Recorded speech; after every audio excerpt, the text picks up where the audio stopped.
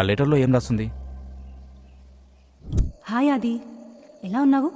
నువ్వు ఈ letter చదువుతున్నావంటే 1 year అయినా నన్ను మర్చిపోలేదు అని, అంతేనా? ఆది, నీకు గుర్తుందా ఆ రోజు యాపిల్ తినేటప్పుడు?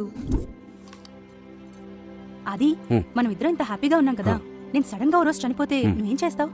ఏం చేయాలి?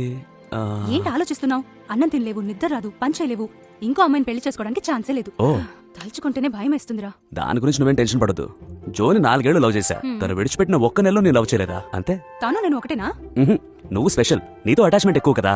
సో ఒక నెల ఎవరి జోలికి పోను, తర్వాత ఒక్క వారంలో పడేస్తా. నేను సీరియస్ గా అడుగుతున్నా. నేను కూడా సీరియస్ గానే చెప్తున్నా. ఒక వారంలోనే పడేస్తానన్నావు? ఎందుకు అది? 1 సంవత్సరమైనా ఎవరూ దొరకలేదా? ఈ లెటర్ రాస్తున్నప్పుడే నాకు తెలుసు నువ్వు దీన్ని ఎలాగైనా చదువుతావని. అయినా నేను ఆ దేవుణ్ణి వేడుకున్నా, నీకు 1 వారంలోనే ఒక మంచి అమ్మాయి దొరకాలని. నాకు బాలేనప్పుడు నువ్వు నన్ను చూసుకున్న విధానం బట్టి